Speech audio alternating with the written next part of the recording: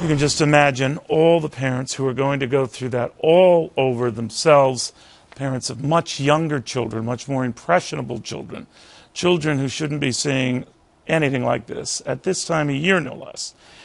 To former Arkansas Governor Mike Huckabee, I'm going to try to tap the preacher in you, the man of God in you who could help us with this. Help us with this. Well, I'm not sure that there is no human rationale or explanation.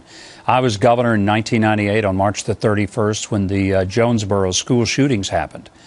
And it's, it's one of those days that I start reliving all over again today. And when I'm hearing that mother talk, I realize that one of the things that people will not fully comprehend, every television camera in the world will descend upon Newtown, Connecticut over the weekend and for the next several days. And then they'll all leave and they'll go cover something else. All these people will still have the scars emotionally and many of them physically for years to come. And right now what is very, I think, harmful is so much attention but so little valid information. And I know it was so frustrating to me and other officials because so many people were speculating what happened, who did it, why did they do it, and we don't know those things. And I do believe that one of the most important things to do at this point is to take it very, very calmly and slowly. But the biggest, maybe, aftermath of something like this is that people are going to look for, okay, why did it happen? Well, the answer is inexplicable. And what do we do to stop it?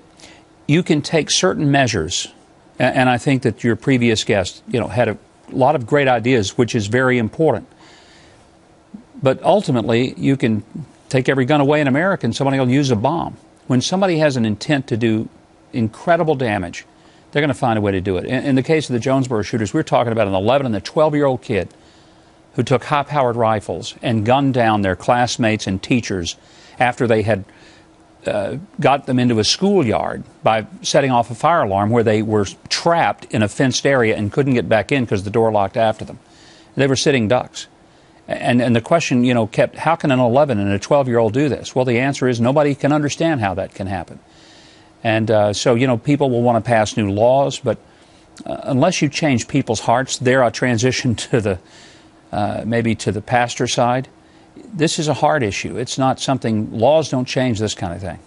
Invariably people ask after tragedies like this, how could God let this happen?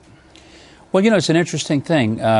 We ask why there's violence in our schools, but we've systematically removed God from our schools. Should we be so surprised that schools would become a place of carnage because we've made it a place where we don't want to talk about eternity, life, what responsibility means, accountability, that we're not just going to have to be accountable to the police if they catch us, but one day we stand before a holy God in judgment. If we don't believe that, then we don't fear that. And so I sometimes, when people say, why did God let it happen? God wasn't armed. He didn't go to the school. But God will be there in the form of a lot of people with hugs and with therapy and a whole lot of ways in which I think He will be involved in the aftermath. Maybe we ought to let Him in on the front end and we wouldn't have to call Him to show up when it's all said and done and at the back end. Governor, thank you very, very much.